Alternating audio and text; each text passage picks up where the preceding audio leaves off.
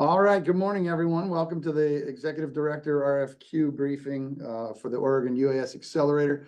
My name is Steve Chrisman. I'm the Economic Development Director and Airport Director for the city of Pendleton.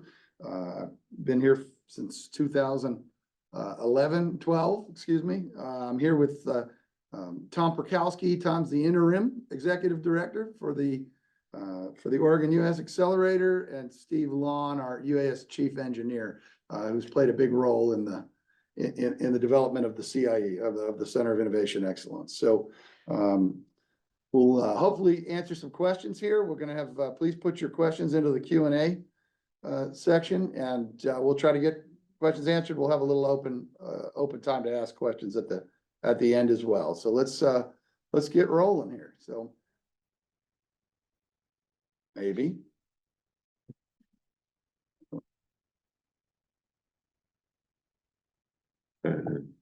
There we go.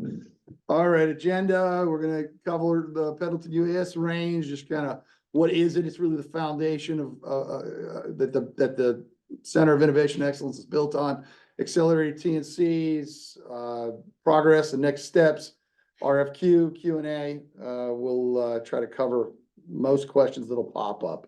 Again, my name's Steve Chrisman. I grew up in the northeastern U.S. Never in a million years did I think I'd live in northeastern Oregon, but I've been here now over a decade. Absolutely love Pendleton. If you're not familiar with Pendleton, Oregon, it is got to be the most happening ag town in America. Very unique, best known for whiskey, wool, and rodeo, and more recently drones. So we've been, as far as we're aware, the busiest UAS test range in the United States for quite some time. We're fast approaching 50,000 operations here. So the Pendleton UAS range is really, we've got two COAs, one for large and one for small UAS, cover 14,000 square miles.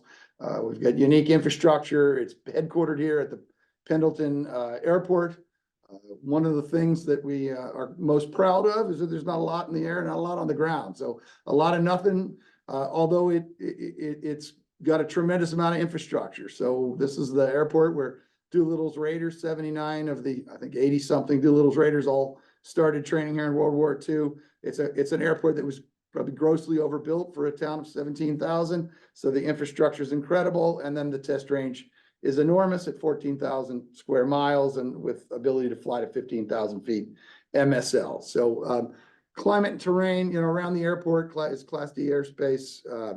There's not a lot out there, which is great, but you get 20 minutes from the airfield, and you get into all kinds of climate and terrain diversity, an incredible amount of testing areas that we can offer folks. One of the things we do for companies is you tell us what kind of climate or terrain you need, what kind of flora or fauna, we'll go hunt down a piece of land for you to operate off of.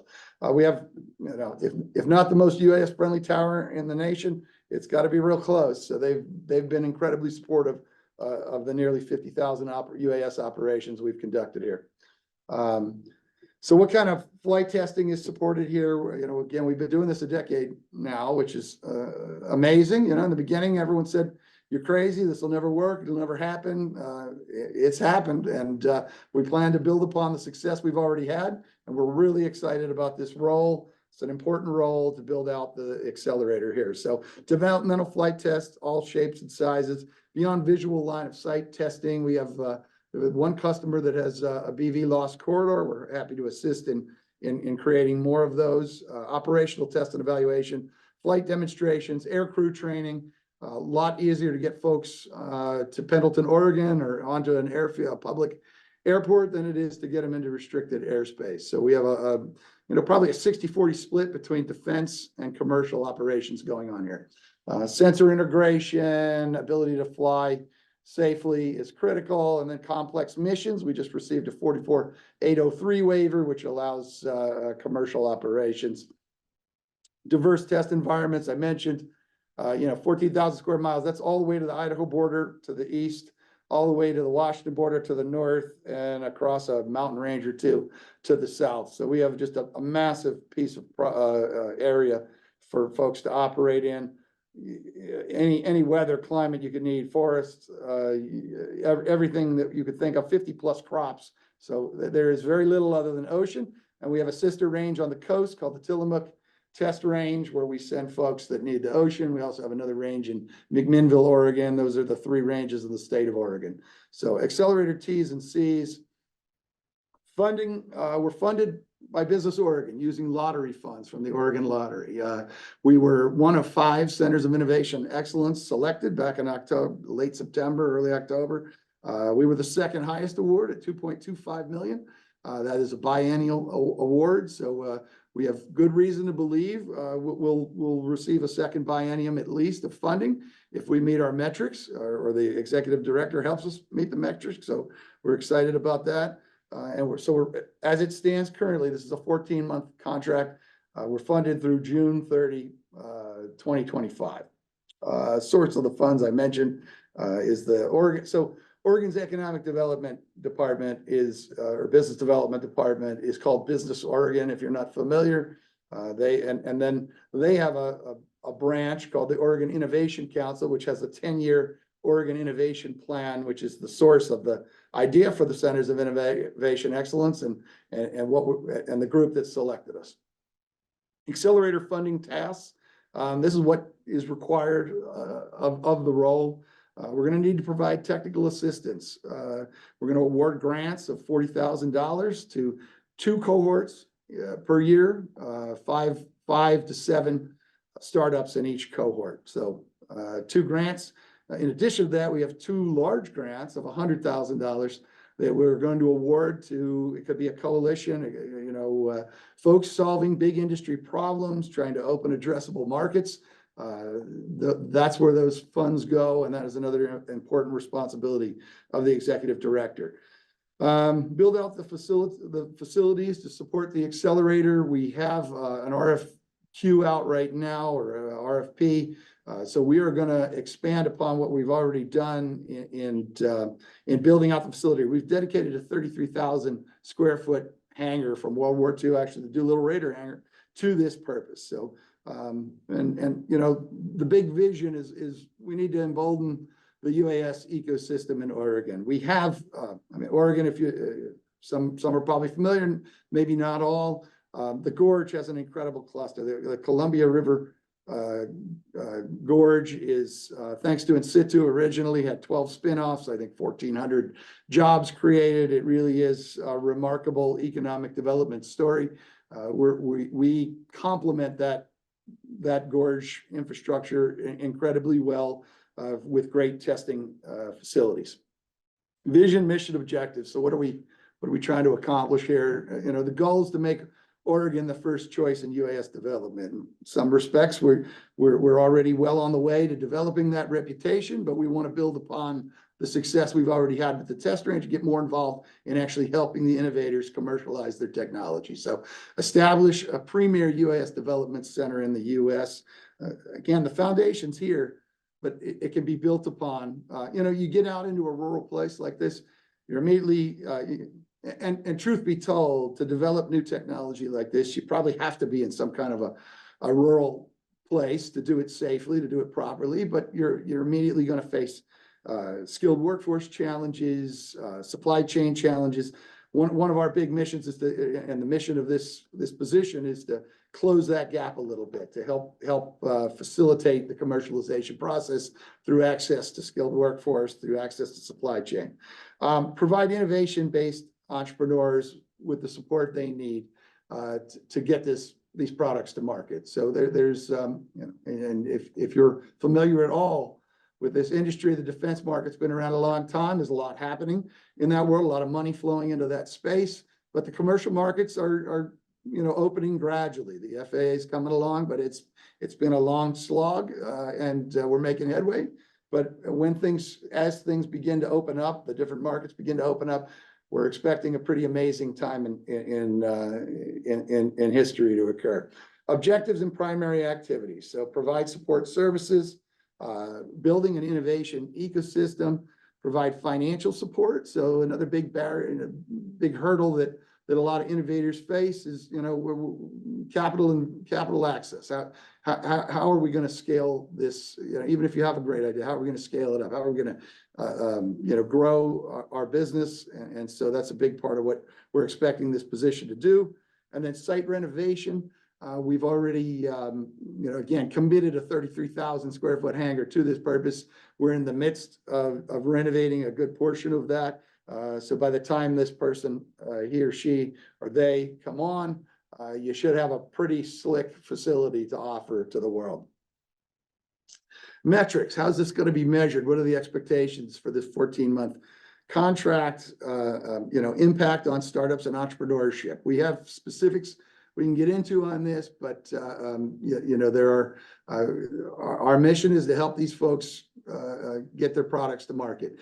Innovation, environment, partnerships, networking, building, education, economic prosperity, sector growth, leverage funds and sustainability. So we're going to be out looking for funding for two purposes. One, to build out the CIE and create, a long-term viable model here to keep the Center of Innovation Excellence operational.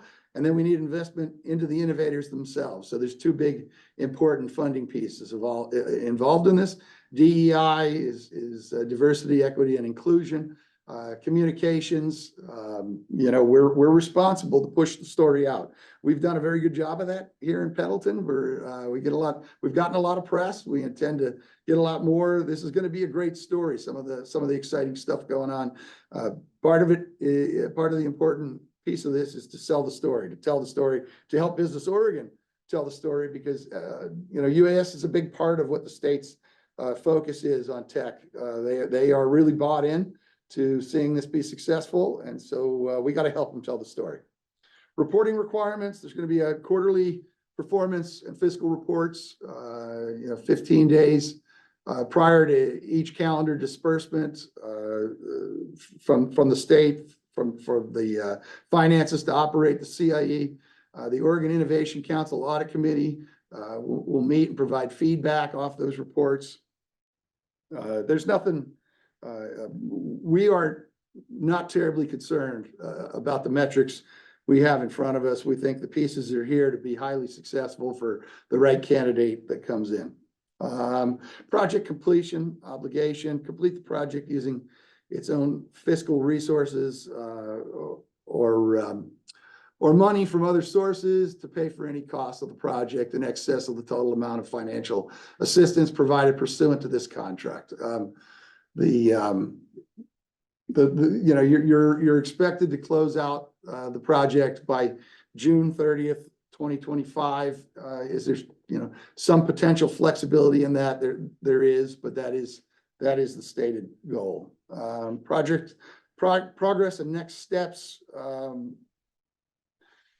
Notice of award was given in late September. The final contract is in process. We still are awaiting funding, but it should be very shortly.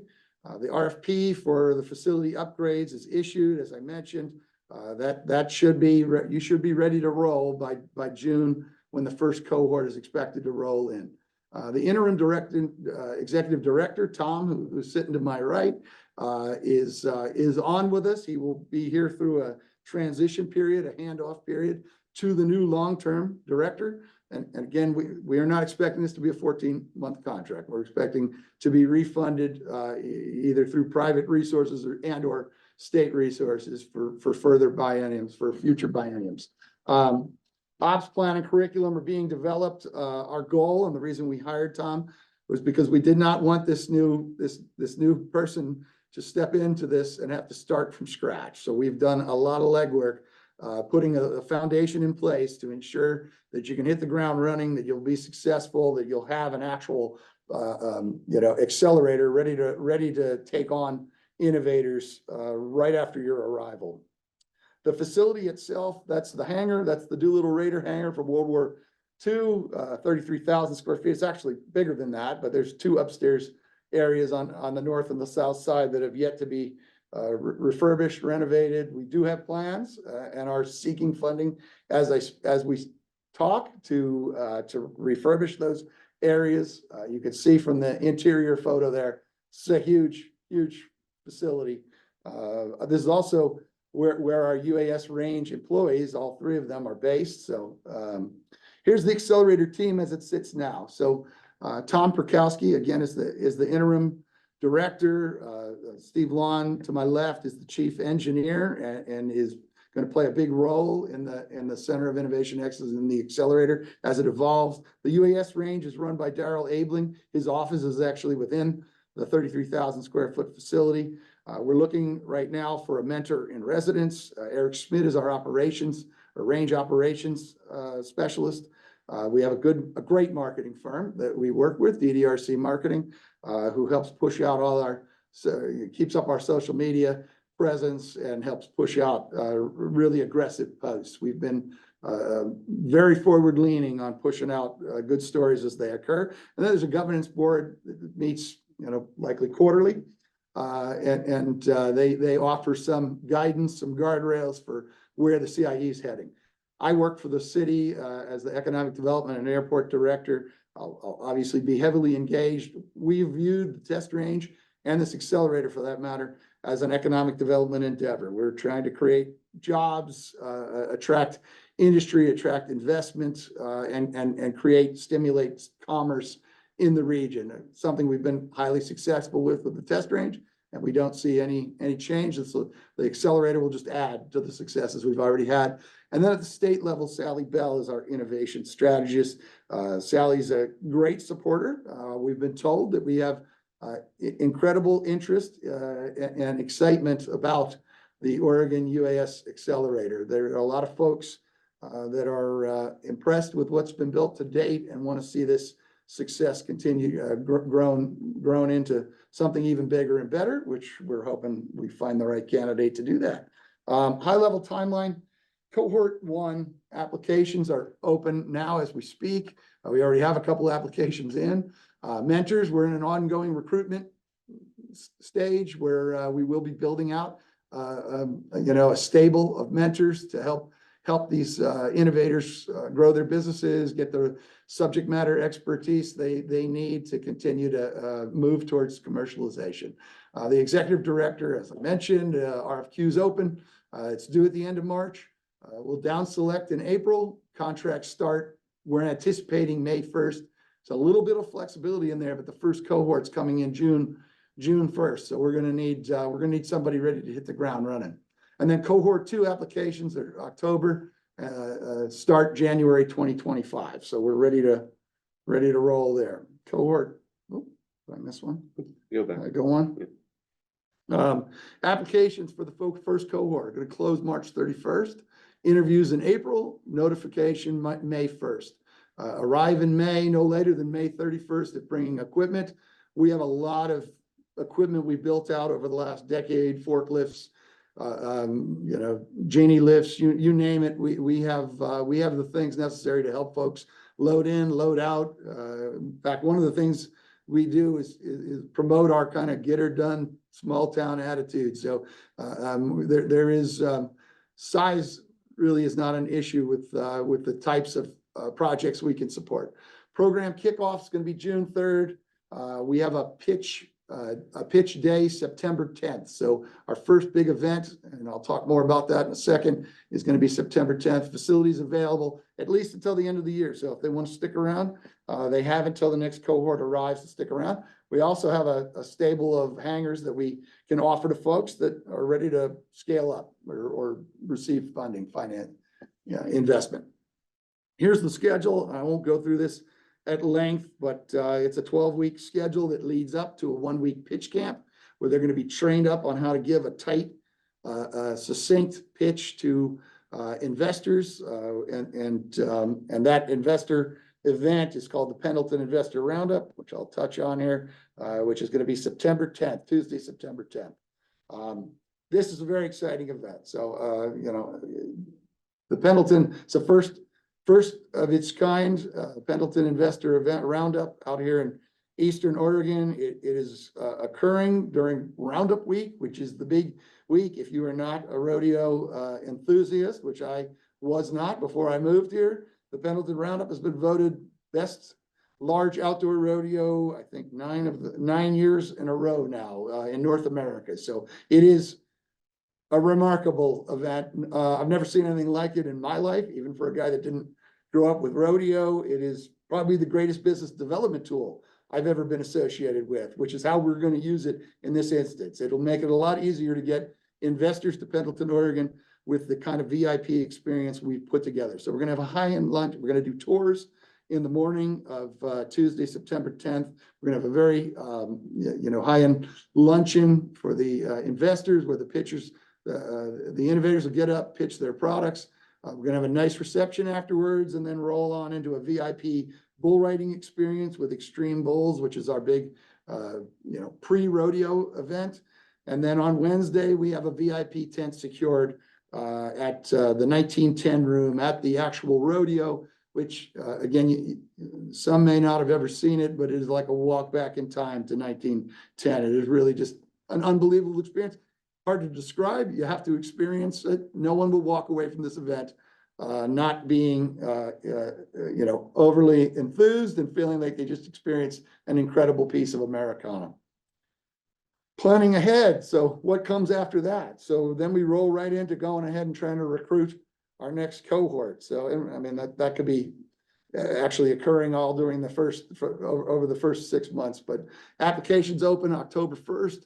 Program starts January 6th, 2025. We'll have another pitch event in April, and then cohort 3 applications open March 1st, 2025. Program starts June 2nd, 2025. We're not planning to do this for just the next 14 months.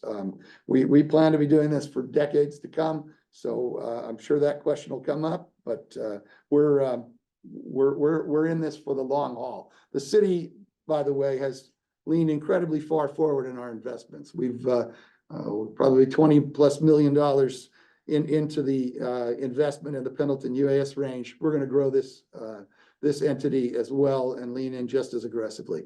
Cohort 1, what are they going to get? They're going to get a $40,000 non-dilutive award. We take no equity stake, ask for nothing. We just want them to grow their innovation to get to market. Workspace and storage, range staff and facilities, flight time and infrastructure, training, technical business, and pitch training. So we're going to help every facet of what could possibly go wrong, or what would help you bolster your ability to be successful. We're going to hopefully address, or we're going to ask that you help build, a foundation to help them address. So that's the end of our essentially explanation of what we're looking for, and we're happy to go into the we got some timelines here. March 1st, 2024, as the release of the RFQ was put out. The deadline for submission of the proposal is going to be 5 p.m. on March 20th, so not a lot of time to work with. March 26th through 28th, we're going to do virtual interviews for submitters. March 29, notice of final award. April 1 through 3, on-site interview. And then April 5, 2024, award of the contract. So we have a very tight timeline. This is aggressive, but we need to be aggressive. We also think it's an incredibly unique opportunity for the right person or persons. So May 1st, start of the contract. ED, the executive director, on site in Pendleton by that date. So here are some ways in which you can engage with us. We hope you'll take the opportunity to do so. I can't tell you how what a unique little community this is, how bullish we are on the UAS industry and what we believe the future holds. And we've already played some role in shaping the future of aviation. We plan to continue that with this exciting opportunity. And with that, I think we're That's Q&A. So we have a question coming through. What does the ideal executive director look like? What kind of experience is needed? Tom, you want to take that one? Sure. The ideal executive director would be someone who understands the startup world. It can have a little bit of walk in the shoes of what our cohort companies are going through. They also need to be understand fundraising, not just from the startup perspective, but on the corporate fundraising side. We're looking to establish partnerships on the government side, federal government side with other agencies that are looking to fund these types of activities as well as corporates. And then this is going to be a juggling position in terms of the things that are going to happen on a weekly basis. The great thing is we have Steve here from the operational perspective to help the innovators in the kind of the technical, get them out flying, help them when they break things. But we're really relying on the executive director to sort of juggle sort of everything else involved in the accelerator, whether it's showing up down at the state capitol to speak with lawmakers about what we're doing up here in Pendleton and why the UAS industry, specifically working with young companies, is important.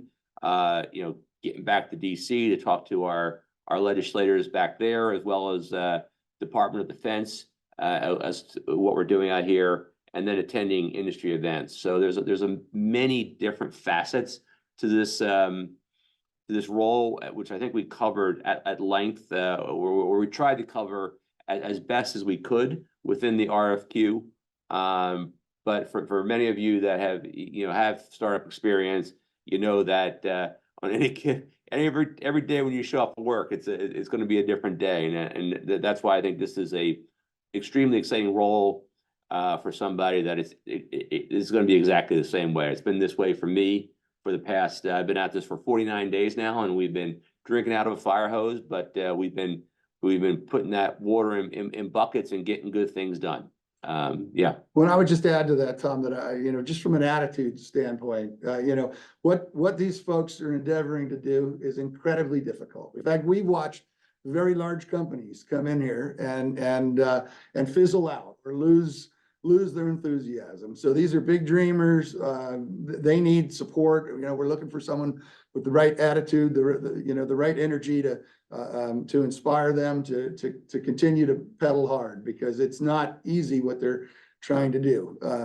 So sympathetic, empathetic Yep. to the plight of the innovator.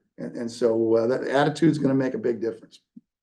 Okay, there's no more questions in the Q&A as of yet, but as you think of them, feel free to put them in. One of the questions we get asked a few times is, how often are you expecting the executive director to be in Pendleton? They will have an office here. Can they work remotely? If so, how often can they work remotely versus being in Pendleton? And what kind of travel can they expect? So we do have a travel budget built into this. We would imagine there is going to be a fair amount of travel in the course of the 14-month contract and beyond. You've got trade shows, going to visit possible sponsors, funders for the CIE, going to capital access meetings for helping the innovators. There's a fair amount of travel, I would imagine, associated with this. The state, it is state funding, it is Oregon state funding. We are going to have someone that is spending a considerable amount. We're not, if you're not from Pendleton, Oregon, I don't know that you have to sign in blood that you're going to live here for the rest of your life, but we are going to expect that a considerable amount of the time is spent here in Pendleton, Oregon, when you're not out traveling and doing the business of the CIE. Can we be flexible with that? I think for the right candidate, we would certainly entertain flexibility. We want to help. We want this to be successful, but there is some amount, and we'll have to talk more on that here internally about what does that look like, the amount of time that you'll actually physically have to be sitting here. Other questions? Yep. So it says, where can I find the RFQ? It is on our website, which is pendletonuasrange.com/innovation. And then there is a careers tab there. What we can do is we can put that into the chat if you give us a couple of seconds here.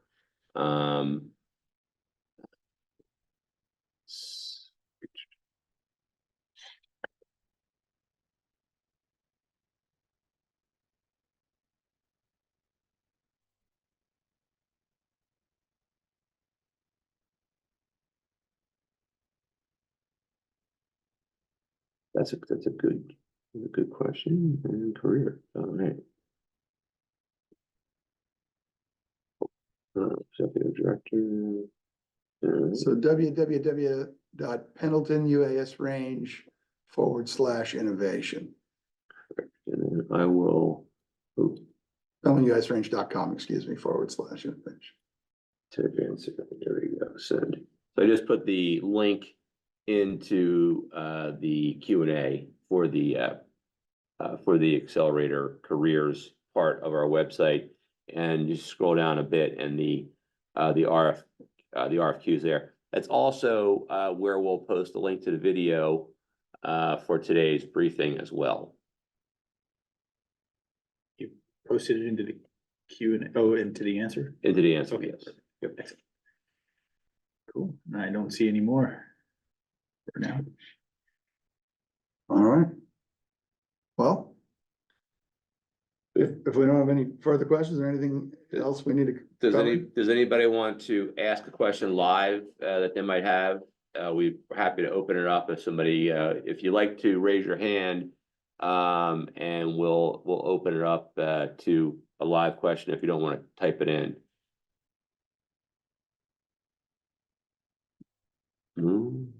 All right.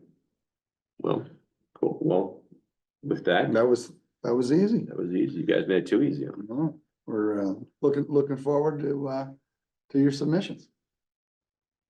Thank you, everyone.